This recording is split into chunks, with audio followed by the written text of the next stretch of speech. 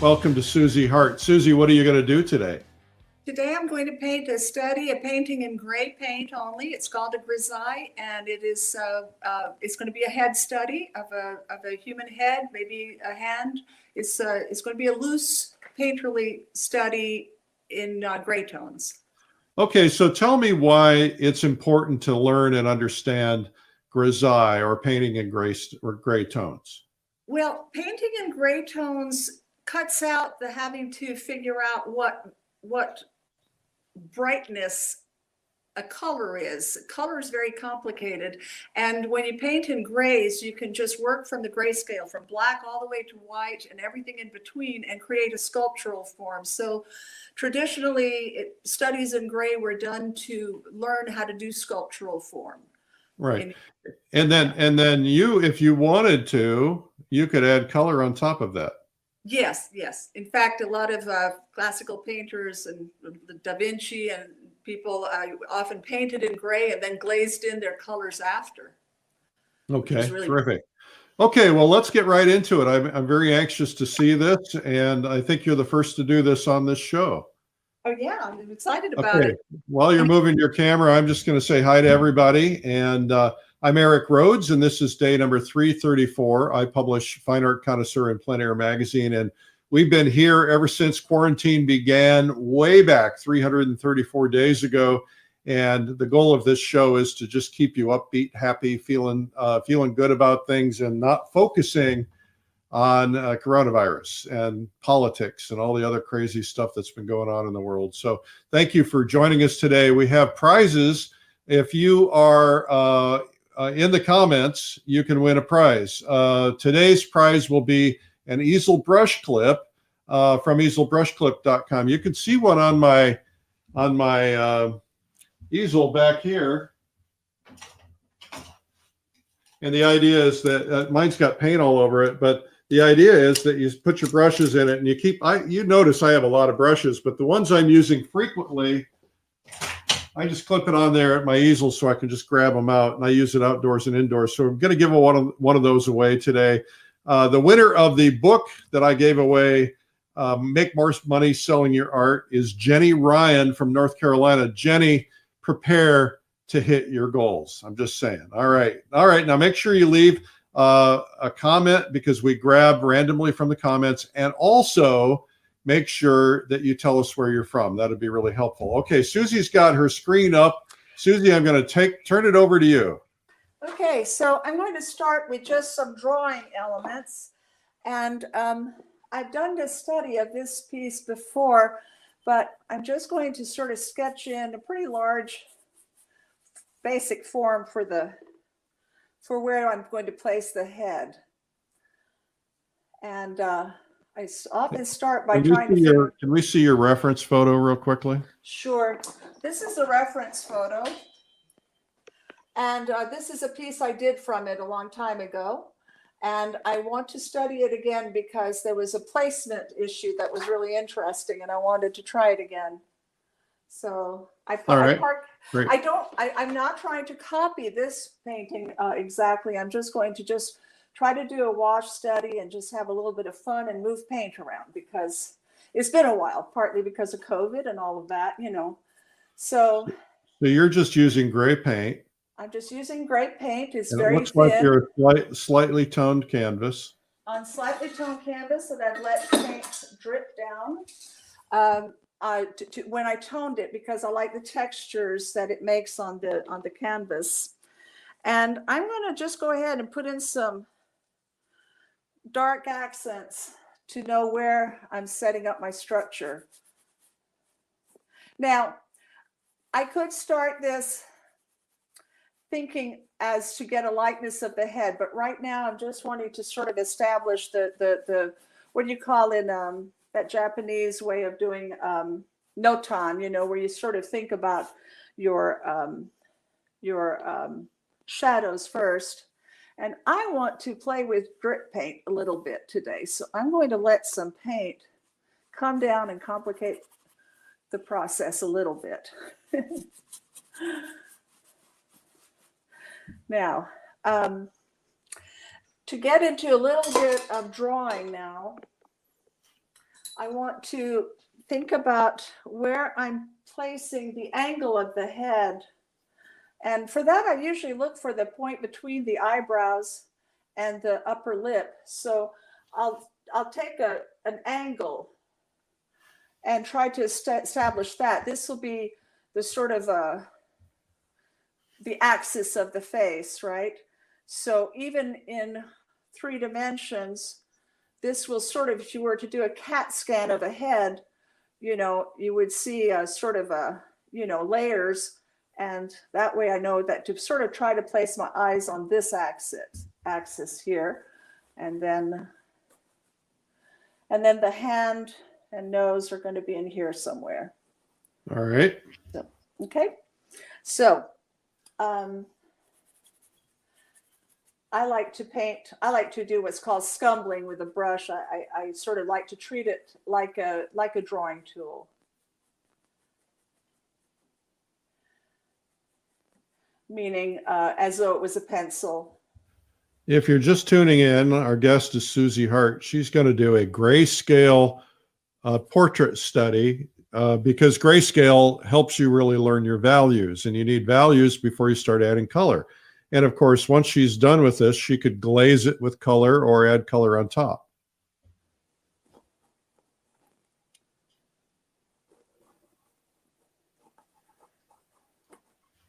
I'm going to set myself an anchor here underneath the chin.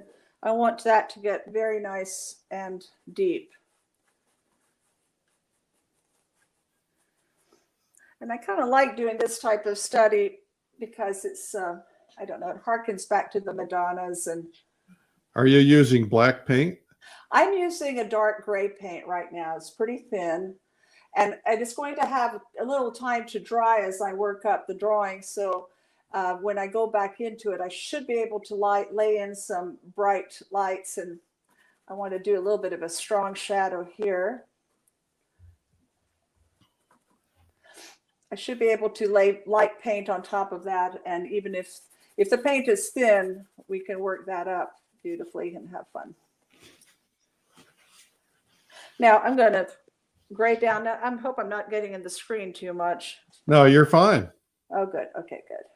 Now I'm going in with a lighter gray, and I want to use this to actually start to establish the light planes of the paint of the painting. And Now as you see, you have a lighter gray out on your palette, or did you mix it lighter? I just mixed it. I Okay. have just a big wad of titanium white and a wad of what do you call Mars black.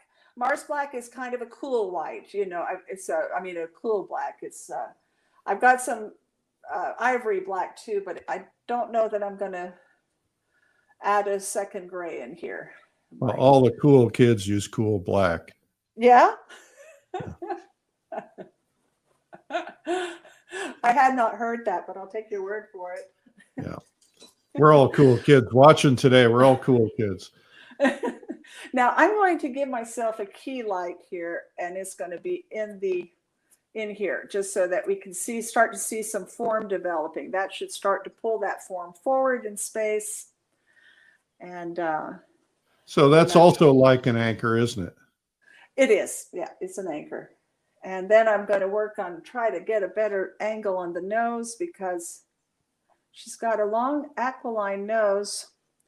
This is I took borrowed this photograph from my son who does these wonderful films, and he's got such a great dramatic narrative in his images and I think it's okay to steal from my son, at least. I tell myself that. As long as you have his permission, yeah. Yeah. I'm going to go ahead and place that finger, and I'm going to place it in light just because that's a place where I want the paint to stay clean enough to get a bright white. So she's picking her nose. Uh-huh. No, she's nervous. She's fearing something. In case you missed the beginning, the reference photo is a little off to the right. Just you can see it slightly. Yeah, I could drop it in here, but it's going to be in our way.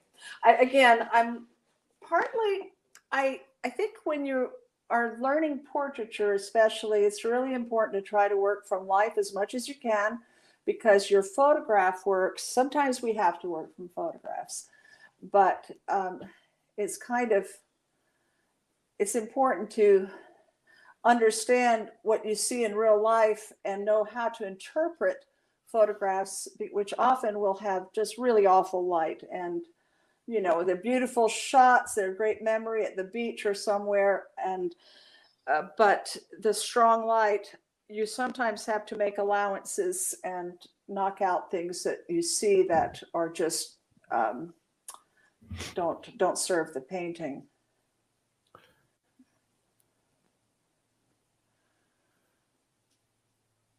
Now, if you were going to add, if you were going to do this where you started out with a underpainting and then you were going to paint over it with color, would you add white as early as you're adding, or would you find some other way to keep it light? If I was doing a strict grisaille, like showing how a Da Vinci painting was done, for example, I would do a full grisaille, let it dry, and then glaze in some transparent glazes. However, I do love color, and I usually go right into color pretty soon. So I don't generally start my paintings with a grisaille. I just like to do this one that way, just because it's fun. Because for a short demo, I thought this would be fun. Yeah, it's a great idea. And then, you know, you can always suggest textures as you go. But I'm not sure that I'm making a knitted texture. So I'm just going to leave that where it was and come back here. Now, I sort of take from Ad Nerdrum that it's okay to use any tool you need to when you're painting, including a rag and wiping things away if they're not good, you know. And sometimes you might spend a whole day painting, and this maybe happens more to portraitists, but sometimes I'll find that I undo most of what I did one day, and then that's usually when I know that I'm getting close to done on a piece, when I have to start changing it that radically. Now I'm going to give myself another anchor. I don't encourage going into detail too soon, but since I kind of know where I'm going to be going here, I want to go ahead and place her eyes. And I've got I'm not really following my my drawing so much, I mean the picture. So what I'm going to try to do here is just anticipate that in the image the eye is tucked under in the shade, but I'm just going to create an orb for the eye socket. And we might even be able to change the direction of her gaze if we wanted to. That would be kind of okay. Fun. There's a question in the comments section. It's, what is grisaille? Grisaille is simply gray. So if you're painting in a grisaille, you're painting in a gray. It could be any tone of gray. You could do a greenish gray or a reddish gray, but it's a gray. Yeah. Okay. Hello, Netherlands. Hello, British Columbia. Wow. Got people all over America. Hello, Ontario, Saskatoon, Windsor. If you're watching from another country, please tell us where you're watching from. We like to see that. Guatemala, welcome. Mm-hmm.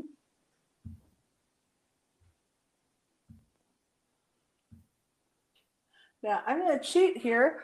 We don't see a highlight on her other eye, but I want it in there because I think it was because the piece has such a deep shade from the hat, and I'm going to pretend that hat is just a little further along, further back, so that we would get more of this shade.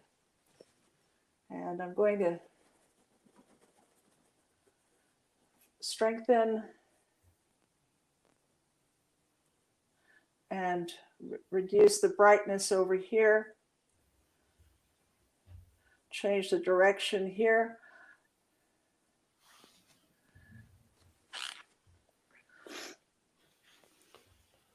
Hello, And then- Malmesbury, England, India, another from India, UK, Derbyshire.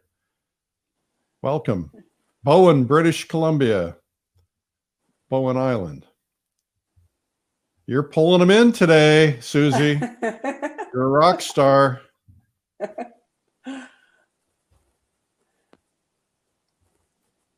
fun to see this. Thanks for the invitation. It's fun. Johannesburg, South Africa. Now,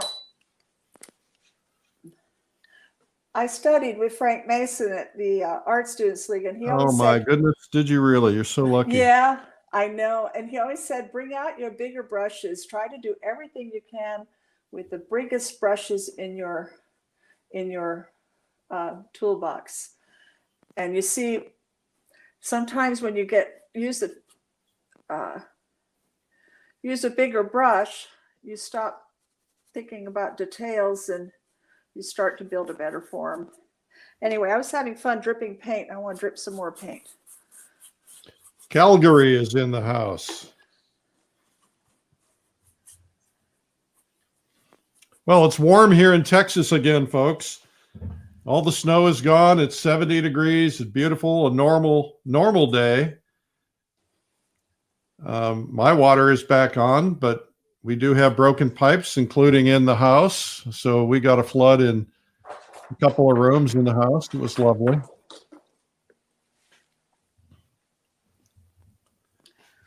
You're in San Antonio, aren't you? I'm in Austin, Texas. Austin. The new art capital of the world.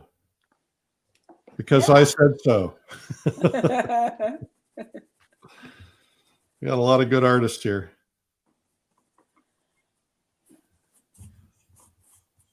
Are you using, Carlos is asking, are you using any turpentine? What are you using to get your paint thin? I am using turpentine. Actually, no, today I'm using Gamsol. My studio is pretty big and airy. Normally, if I'm using this much wash, I should have a little ventilation. Or wear a good mask, a fumes mask, but I've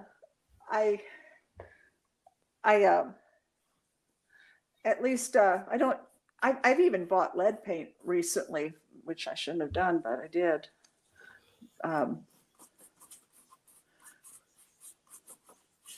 Well, I'm told it's fine if you use it carefully. You don't sand it. You don't eat when you're using it. Don't put your brushes in your mouth. When I was a teenager, I used to put my brushes in my mouth. Yeah, that was stupid, but I don't do that anymore. I'm just going to add a little fluid here. Hello, Italy. Suzy, where are you from? Where do you live? I live in South Carolina, in the upstate, in a beautiful area near the mountains, and near the city of Greenville. Okay. And came from Canada. I was born in England and raised in, well, we came down here when I was 1965. A little bit. I just learned that a friend in Greenville just passed away this weekend. Oh no. Yeah. Yeah, it's been a rough year for losses, isn't it? Yeah. Yeah. I just lost a good dear friend very recently, and so this is nice because I need to get back in the studio and not think about, we're going to make it through everything. It's going to be better. Absolutely. That's why we're here. Yeah. We're going to make it through together. Yeah. Yeah. Okay. I see someone whose name is Ugitsi, but it looks like a name from another place. Tell us, Ugitsi, where you're watching from. See Quebec. Welcome. Well, you have the world famous George Van Hook is watching, and he's telling you it's really nice. So I think no pressure. no pressure at all. Hello, Natalia from South Africa.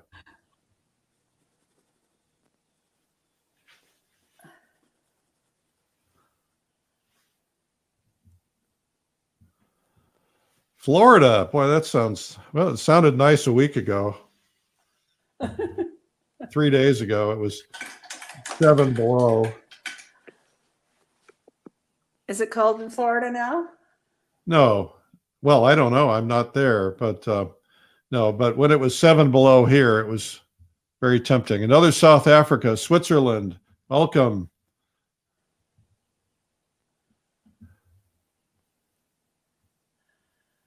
Now I'm going to put in a little character here. All right. The thing the best thing I was ever told by one of my teachers was lines don't exist. Now that's really a tough thing to hear if you're a draftsperson. You know, you don't want to think that lines don't exist. You depend on lines. You know, but what he said was that lines only exist where a dark meets a light or two different values meet. And it was really a useful thing to know. Took a little while. We ought to write that down in the comments. Yeah.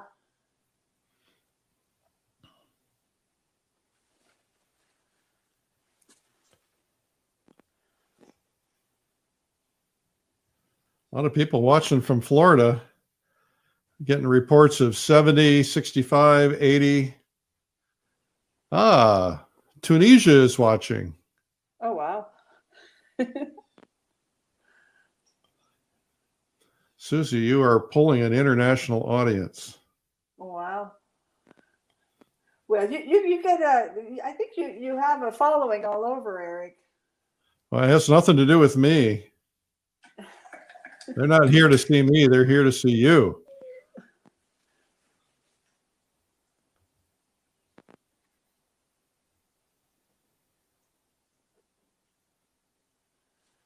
Give us some tips on painting eyes because they're so difficult to do.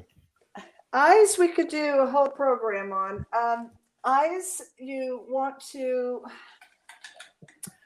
the best thing in painting, I think, is just to think of the whole eye socket as being a three-dimensional form. And you can literally just make sure you place them carefully. And don't get too attached to the details, because if you get attached to details, you end up with just a problem trying to,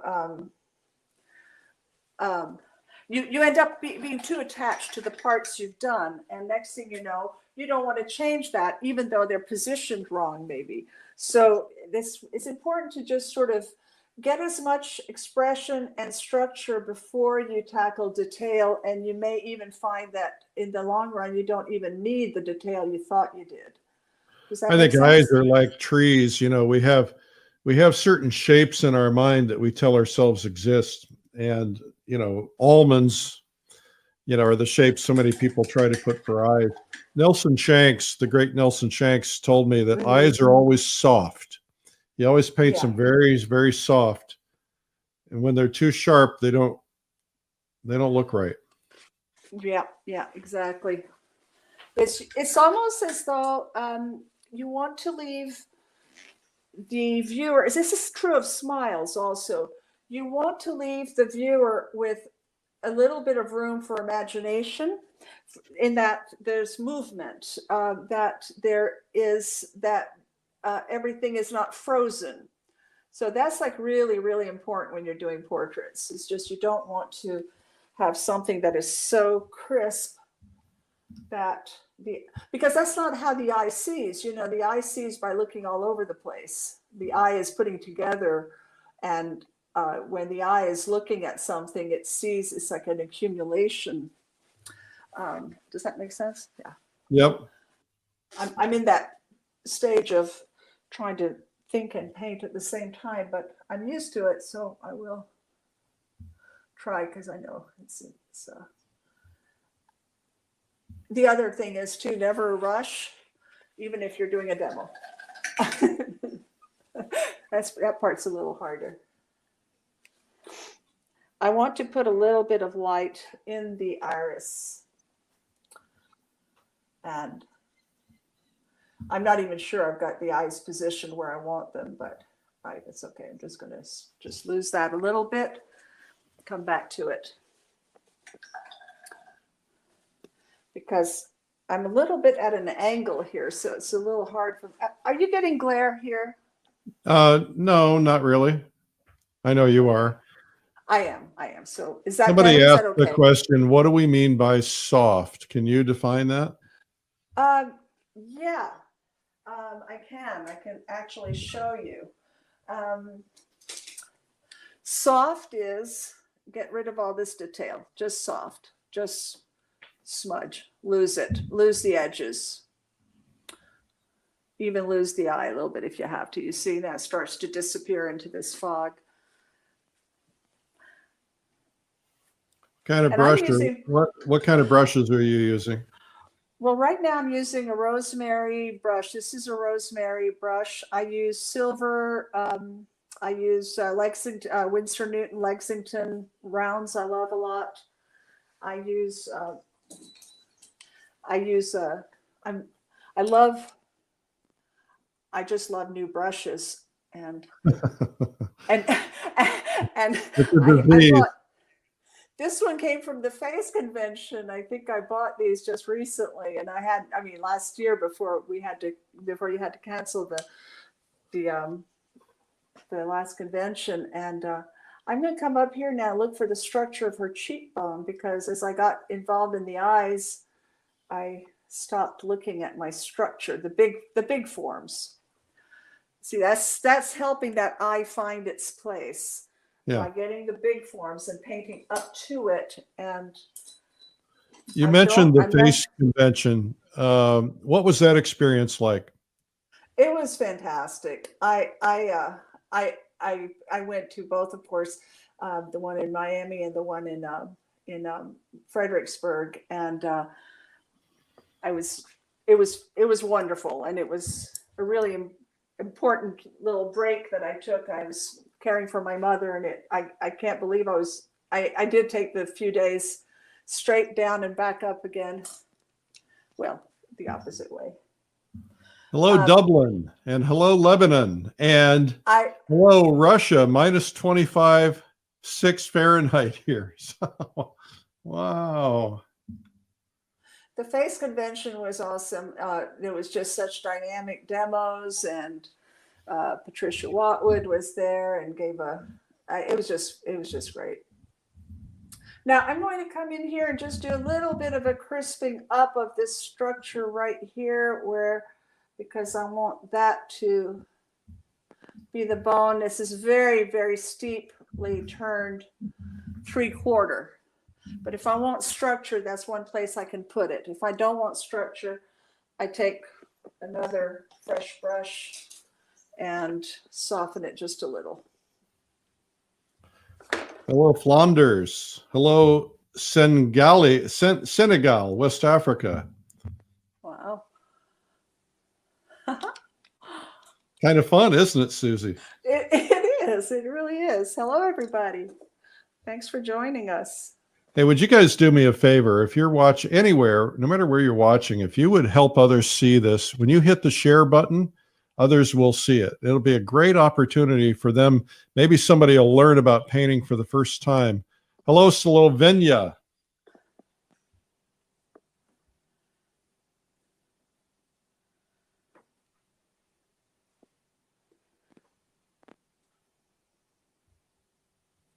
Highland Arts Gallery in Marble Falls. That's very close to me.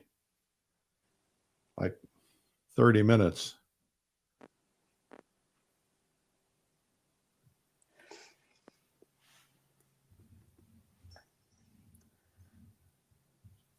Here, I'm just looking for the line of the bones and the edge here, the hand. And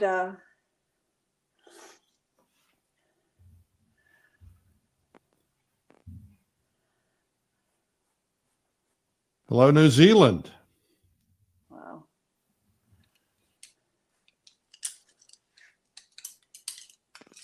I'm just going to swash my brushes out a little bit.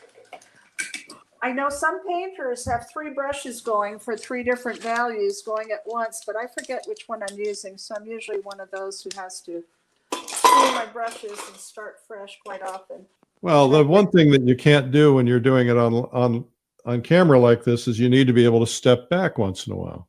Well, that's true. But if I step back, my headphones will come unattached. So yeah.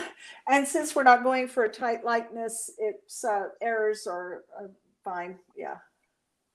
I love the underpainting stage the best. You know, I just love the stage where you don't have too much in there yet except the values and it's loose, and then sometimes I have to keep painting and I regret the underpainting being gone.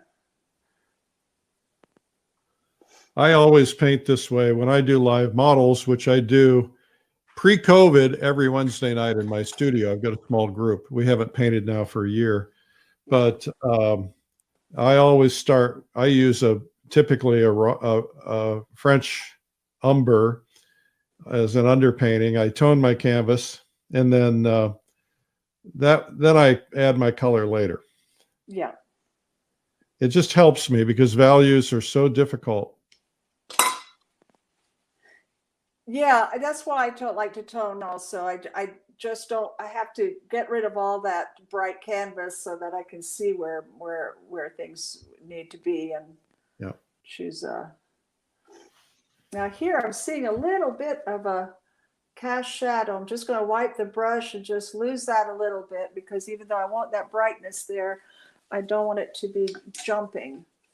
When I say jumping, I mean a point where there's just too much contrast or definition and where it spoils an effect.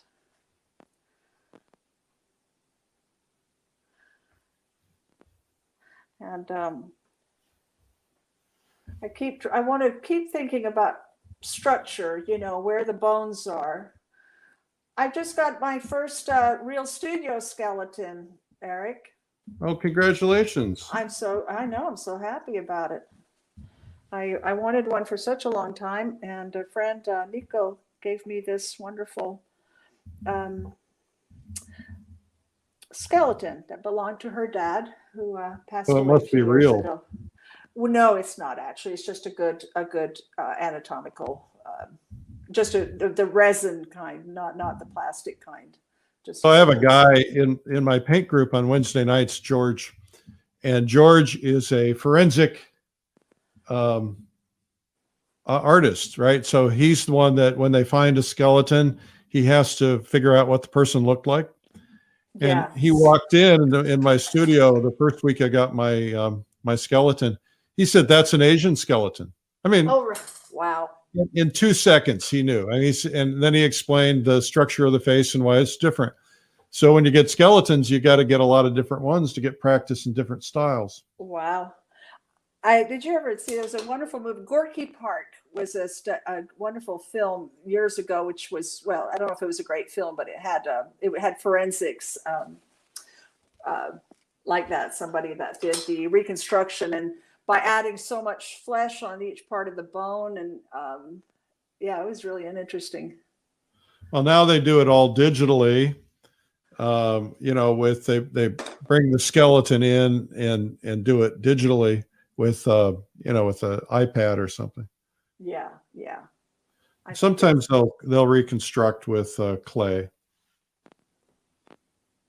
Mine is not a real skeleton. I don't want a real skeleton in my. I want to be respectful. Yeah, I don't think I'd want a real one. This one looks really real though. The teeth are great. It's got like, I don't know. It's just I thought it was real at first, and then I realized no, it's just a.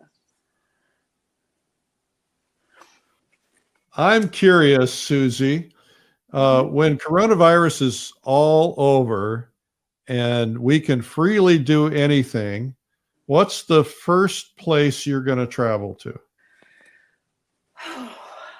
Wow. If money were no object. Oh, if money were no object, I'd love to go to Scotland. I'd like to go and see. I'd like to go to Scotland. I've always wanted to go to the Highlands. But really, the first trip I was planning was probably a face in Fredericksburg or Baltimore. Oh, good. I think that's really the only big plans I had. Oh, gosh, I don't know, Eric. I haven't thought about that for a bit. I'd be curious, the people in the audience, what's the first place you want to go when you're free? I'll just be curious. I want to go to New Zealand. I love New Zealand so much. My wife's not been there, and I've never been to Australia, so I want to do a New Zealand, Australia, but I don't know how I'm going to do my daily show and do all this travel that I need to do. Yeah, you might have to just take a little sabbatical.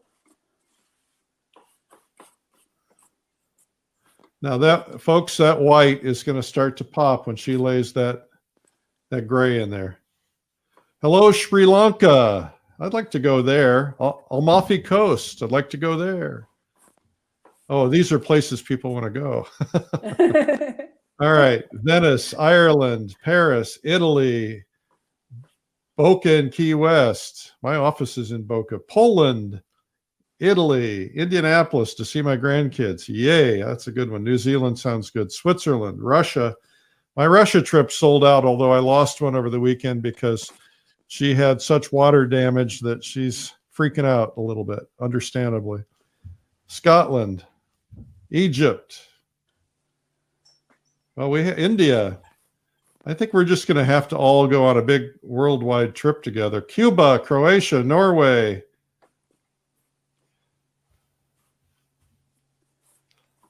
Netherlands, Greece.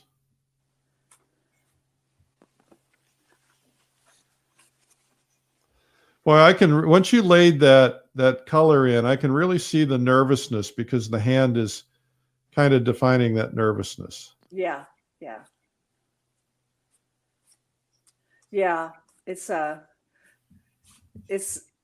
now you see I'm having an instant regret for making a stroke, but it's not one thing I'm trying to learn in my painting life is paintings are stages of unfinished paintings, and you always have to lose something to get to the next stage, and sometimes it's good, sometimes it's bad, but that it's I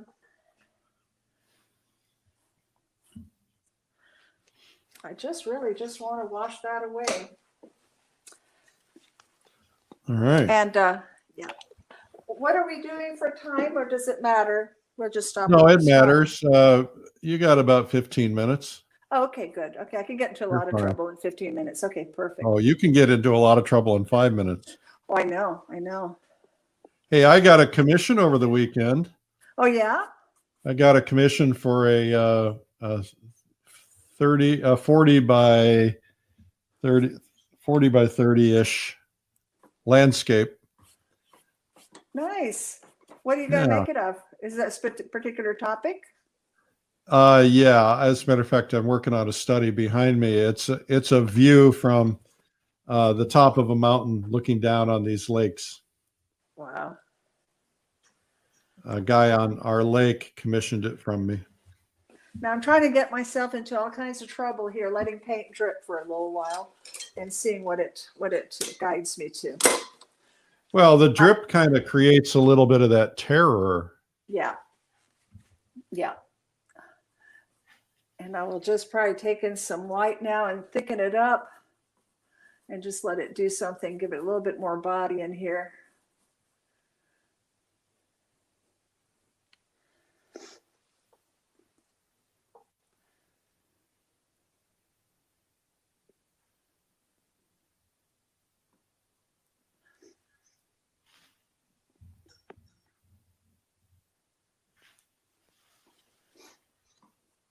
Yeah, even even doing studies like that, you always still have to think about anatomy, and so it's a fairly large head, so the skull goes all the way back to here. So I kind of want to suggest that it's going to go back that way and let that drip. Oh, I'm liking that. I'm liking parts of this. Yeah, I am too.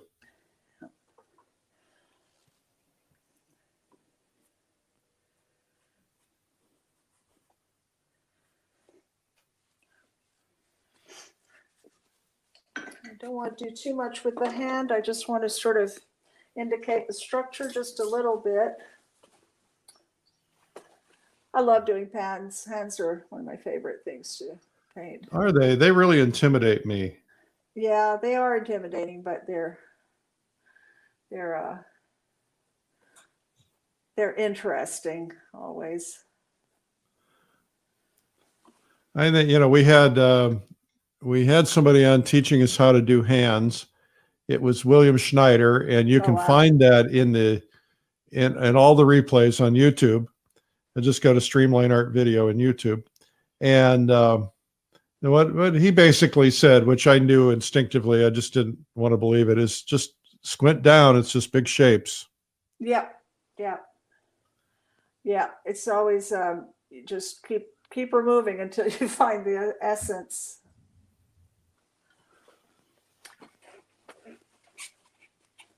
And also getting the remembering the anatomy.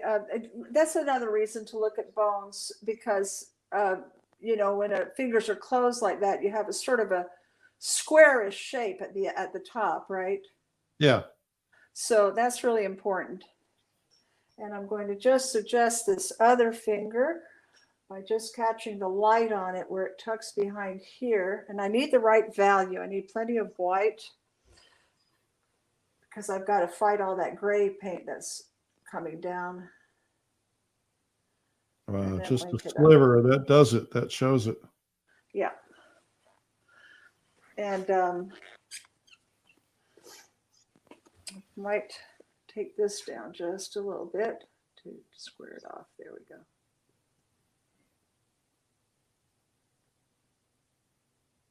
Not too much. That's too much. Little adjustments. Yeah. Do you have one of those little things you can wipe out paint? You mean like a paper towel or a Well, like one of those towel? little squeegee, little shaper. No, I've got some for pastels. But I'm just going to lose this in here and throw a little bit more light in here so that it's, because it's ambiguous what this, yeah, this ambiguous. There's like there's a double thing. We're going to lose that heaviness in here just a little bit. There we go. It's really beautiful. Thank you. Somebody wants me to demo on day 365. I don't think you want to see me demo. Pretty scary. Oh, when is day 365? Are you close Well, to today's day 334. Wow. Do the math. I think you should. I don't know. I don't really want to talk about myself. Well, you make us do it. I know, but that's easier for me that way. You know, my job is to elevate other painters, not to elevate myself.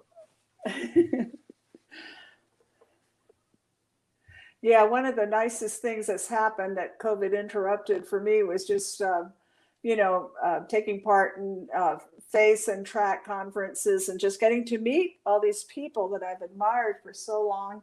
And it's just been a real treat. And I miss it. Yeah. Well, we don't know. We still are scheduled to do the FACE conference in Williamsburg in November, but of course we don't know. We just had to cancel our May plein air convention because it just is a little too soon and people don't really know what the situation is going to be. The state can't give us an answer. So we decided to do plein air live early.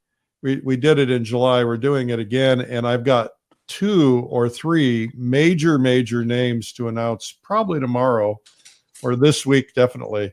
And it's going to, I mean, we're talking a major name that no one's never had a chance to see. So it's going to be cool. Cool beans. And this is for the plein air. For the plein air, yeah, which is basically, it's not just plein air, it's landscape. Yeah, I used to love to study up on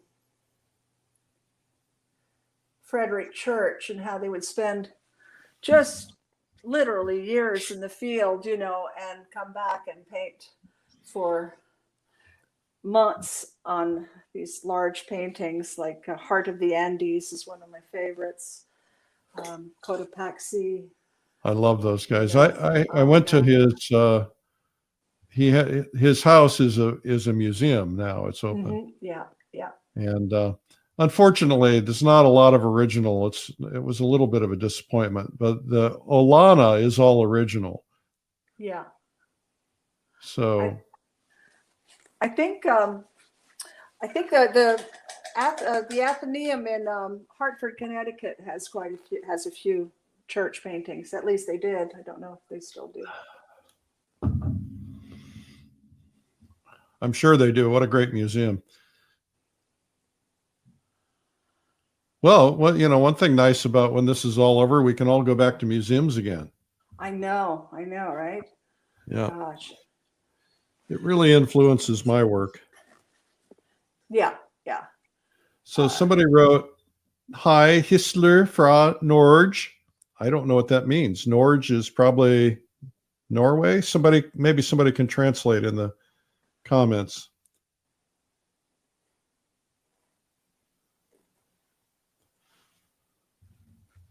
Nice thing about this, even if they can't understand our language, they can still watch the painting. Yeah, this is true, right? Hadn't thought about that. Hello from Denmark. All right.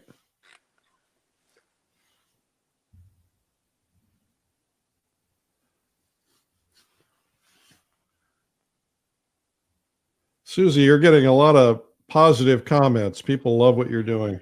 It really is coming together. Thank you. And that's no easy task in this short period of time, I know. let alone doing it in front of thousands of people. I know. I'm going to collapse. Don't remind me about that part. I had succeeded in forgetting and just thinking about just painting. And a little bit of important breathing, deep breathing. Yeah. Well, we have by the end of a typical day, an average day, we have 10,500 views. Wow. That's an average day. We've had as high as 65,000. I just checked my YouTube channel. I got 6.5 million views on YouTube. Wow. Pretty amazing. I really am amazed at how prolific you've been in spite of COVID, with keeping these programs going. I'm really impressed. Some of us curled up into a ball and didn't come out for a while. Yeah. Well, it was for survival. But you do what you got to do. Well, you got me painting. Like I said, I bought these brushes a while back and I get to break them out. So I'm really grateful. Oh, good. Yeah. Well, it's important during these times. A lot of these art supply companies are very small. Some of them are big, enormous corporations, but most of them are really small. And, when people can't go into art stores, they need people buying their products. So, pick up the phone or get online and buy some stuff. Yeah.